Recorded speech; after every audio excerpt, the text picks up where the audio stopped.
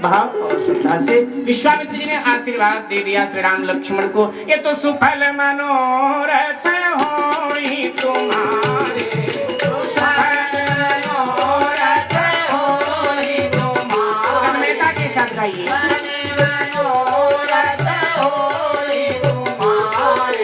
राम लखन सुनि भयउ सुखारे, राम लखन सुनि भयउ सुखारे। सुफल मनोरथ होई तुम्हारे, सुफल मनोरथ होई तुम्हारे। और एक पंक्ति में अपने तरफ से बोल रहा हूँ, बालकांड की नहीं अयोध्या कांड की पंक्ति है। वशिष्ठ जी का प्रवेश होता है बिना निमंत्रण के भगवान श्री राम के गेह में, और गुरुदेव भी स्वतः इतनी कृपा किया। और गुरुदेव तो कृपा करते ही हैं, उनका तो स्वभाव ही कृपा में। सेवक सदन स्वामी आगमन, सेवक सदन स्वामी आगमन। मंगल मूल अमंगल गमनु, मंगल मूल अमंगल गमनु। निश्चित रूप से मैं अपनी बात कर रहा हूँ, मेरे जीवन में कोई अमंगल रहा होगा या आने की तैयारी कर रहा होगा, तो गुरुदेव के आगमन से वो अमंगल नष्ट हो गया, समाप्त हो गया। ये मेरे लिए भी बड़ी प्रसन्नता की बात है।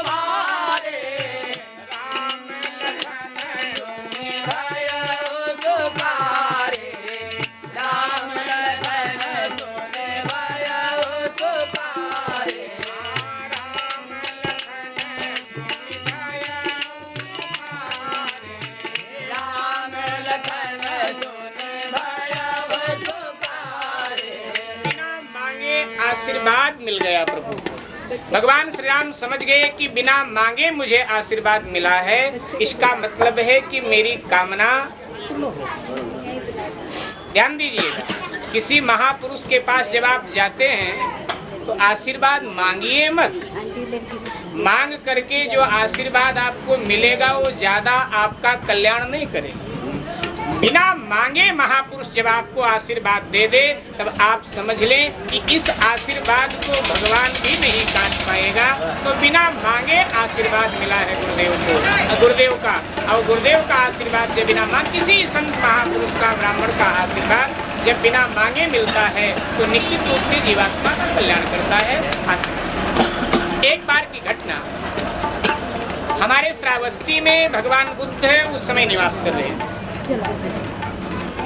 तो नगर सेठ वहां का आया और आ करके नगर सेठ कहने लगा कि अगर कल की भिक्षा कहीं निश्चित ना हो तो आप मेरे यहाँ ले लें। तो कहा कि ठीक है, कल की भिक्षा कहीं नहीं निश्चित है, मैं आपके यहाँ ले लूंगा। प्रातः काल भगवान बुद्ध श्रावस्ती के नगर सेठ के द्वार पर भिक्षा लेने के लिए पधारे।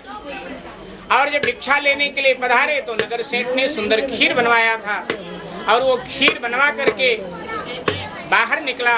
महाराज आप अपना कमंडल आगे करें, खीर डाल दें। अब जैसे महाराज ने कमंडल आगे किया, एकदम वो बोल पड़ा कि महाराज ये आपके कमंडल में कीचड़ भरा हुआ है, अगर हम इसमें खीर डालेंगे तो सारा खीर खराब हो जाएगा। भगवान बुद्ध ने कहा ओ कीचड़ है, ठहरो मैं साफ कर लेता हूँ। भगवान बुद्ध ने बड़े अच्छे ढंग से कमंडल साफ किया और कमंडल साफ करके भगवान बुद्ध ने फिर कहा कि डाल दीजिए।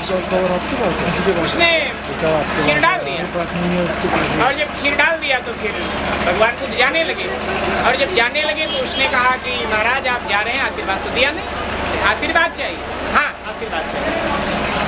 तो कहा कि ये बताइए कि आपने पहले हमारे कमंडल में खीर क्यों नहीं डाला? बोले आपके कमंडल में कीचड़ भरा हुआ था इसीलिए जो है खीर नहीं डाला। बोले हमारे कमंडल में कीचड़ भरा हुआ था, खीर नहीं डाला। अब ये भी बता दो तुम्हारा खीर कीमती है मेरा आशीर्वाद? उसने कहा नहीं नहीं, कीमती तो आपका आशीर्वाद ही है।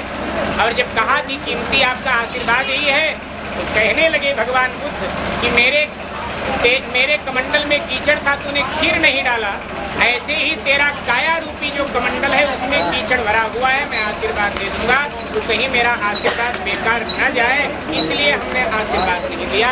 कहने का अभिप्राय है कि अपने कमंडल को पहले, काया रूपी कमंडल को जीवात्मा विशुद्ध कर ले तो सद्गुरु महापुरुष बिना मांगे आशीर्वाद दे देते हैं। श्रीमन नारायण नारायण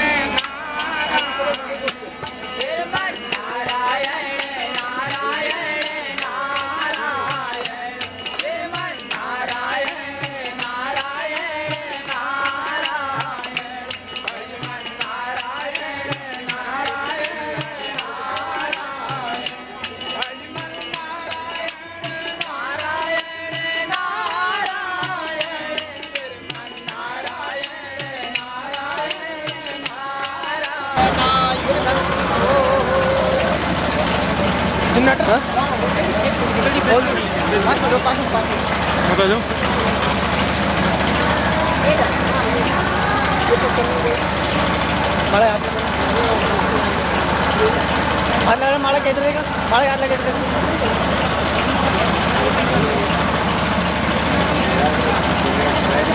एक मिनट को आ रहे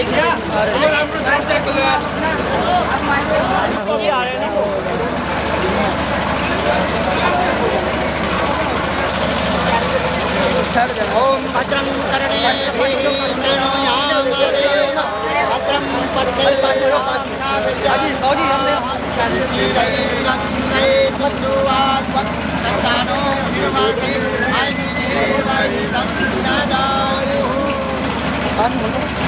हम देखो ना सामने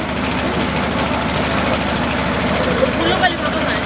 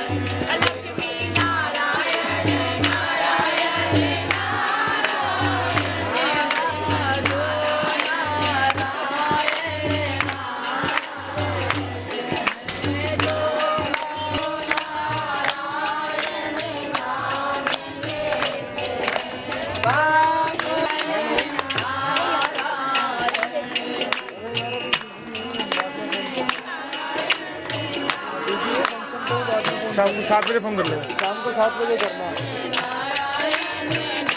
शाम को यार 7 बजे।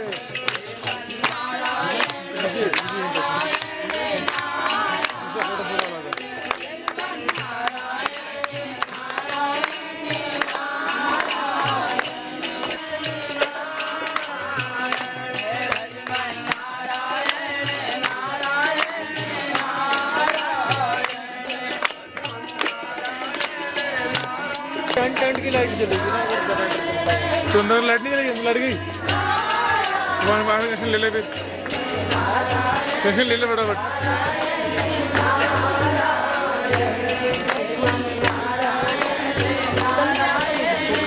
लाइट नहीं दे रहा।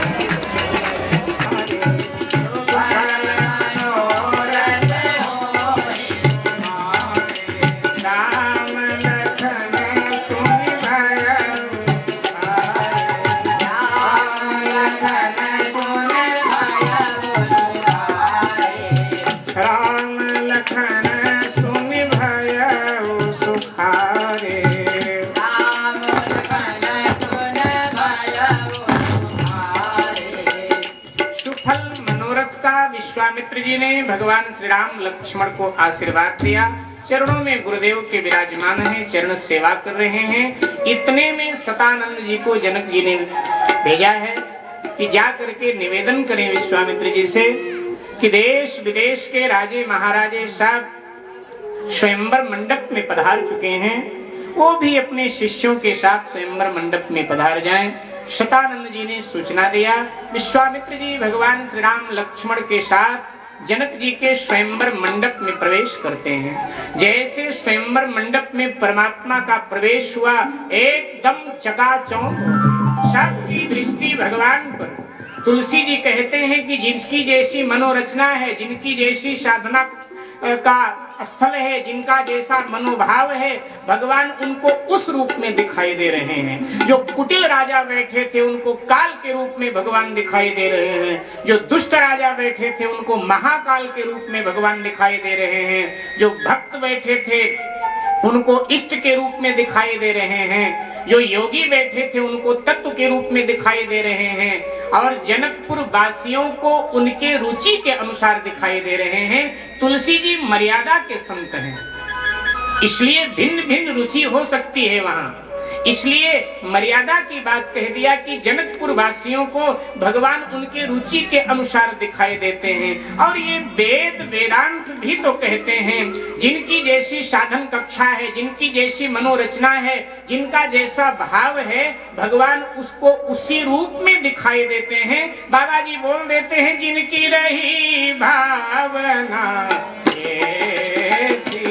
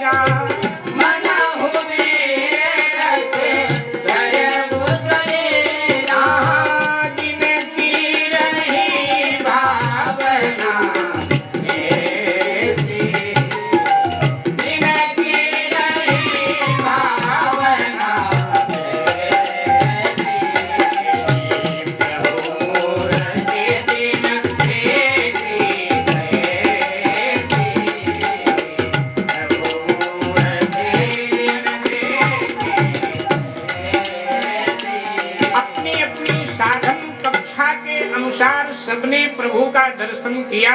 और अब सब मंचन के मंच एक सुंदर विशद विशाल, सभी मंचों से एक दिव्य मंच था, विशद भी था, विशाल भी था। उस दिव्य मंच पर विश्वामित्र जी के साथ भगवान श्री राम लक्ष्मण विराजमान हो गए। ये विशद मंच क्यों मिला भगवान श्री राम? सभी मंचों से अलग विशद मंच क्यों मिला? अपनी वजह से उनके नहीं मिला, तो विश्वामित्र जी की वजह से मिला। हमारे लिए भगवान है, लेकिन उस समय के लिए राजकुमार है। उस समय वो राजकुमार को नहीं मिला है, वो एक संत को मिला है। संत के पीछे पीछे जाओगे, संत के पीछे पीछे अपनी यात्रा को लेकर के चलोगे, संत के पीछे कदम रख करके चलोगे, संत के बताए मार्ग पर चलोगे, तो सुंदर विशद विशाल मंच ही आपको मिलेगा। अगर संत के पीछे पीछे आप चलेंगे तो विशद विशाल मंच आपको मिल जाएगा। तो इसलिए सब मंचनते मंच एक सुंदर विशद विशाल विराजमान हो गए प्रभु। और आप जनक जी ने अपने सेवकों से कहा, यद्यपि तो समस्त विश्व को मेरी प्रतिज्ञा पता है, लेकिन फिर भी एक बार ताजा कर दो, जो मेरी प्रतिज्ञा है वो इन राजाओं को बता दो, और फिर ये अपनी अपनी किस्मत को आजमाएं। उसी समय जनक जी के सेवक मंच पर आ गए और कहने लगे, है देश विदेश के राजे महाराजाओं, हमारे महाराज जनक की यद्यपि जो प्रतिज्ञा है सारे विश्व को पता है, लेकिन एक बार के लिए हम पुनः उस प्रतिज्ञा को दोहराते हैं। एक बार हमारे मिथिला में अकाल पड़ गया, वर्षा नहीं हो रही थी, बहुत दिनों तक अकाल पड़ा रहा। महाराज जनक चिंतित हुए। उन्होंने अपने कुल पुरोहित से पूछा है। उनके कुल पुरोहित ने कहा कि तुम राजा रानी मिल करके अगर हल चलाते हैं तो फिर तो निश्चित रूप से, अगर राजा रानी मिलकर हल चलाते हैं तो निश्चित रूप से वर्षा होगी जनक। और जब राजा रानी हल चला रहे थे, बस उसी समय एक घटना घट गई। बोल देते हैं कि राजा ने अपने हाथों से हल खेत में जाए चलाया था, और पृथ्वी माता के गर्भ से तब एक घड़ा निकल कर आया था।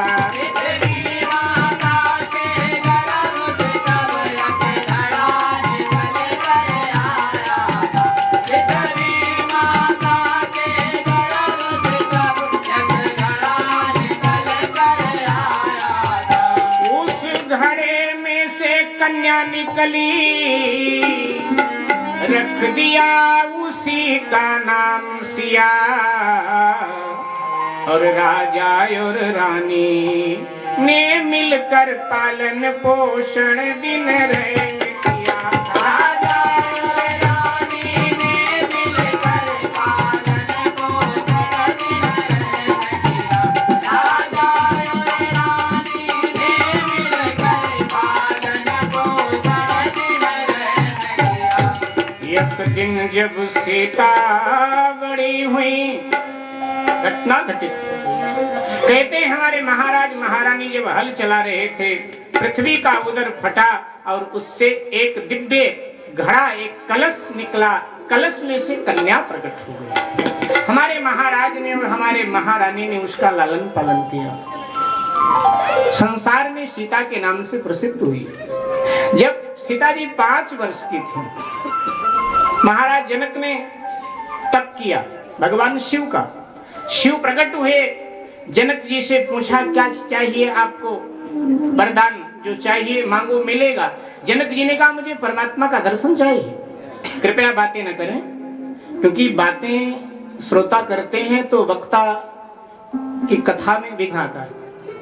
और वैसे भी हमारे संत लोग कहते हैं कथा में जो बातें करता है ना, वो अगले जन्म में प्रभु जुबान ले लेते हैं, गूंगा बना देते हैं कि कथा में बातें कर रहा था, मेरे सत्संग में बाधा डाल रहा था, तो उसका दंड प्राप्त कर। तो इसलिए ये भी एक अपराध माना गया है। जो 32 अपराध बताए गए हैं उनमें एक अपराध है सत्संग में बात करना। अरे सत्संग में तो आप मंदिर में पूजा करने गए हैं तो घंटी घंटा शंख न बजाएं, शाम चुपचाप पूजा करें। बोलना सत्संग में नहीं, सत्संग सुनने के लिए आप आते हैं, बोलने के लिए तो हमें आपने बिठाया है, तो आप ही बोलोगे फिर हम क्या बोलेंगे। इसलिए कृपया सुनिए, बोलिए भाव से। तो कहा कि हमारे महाराज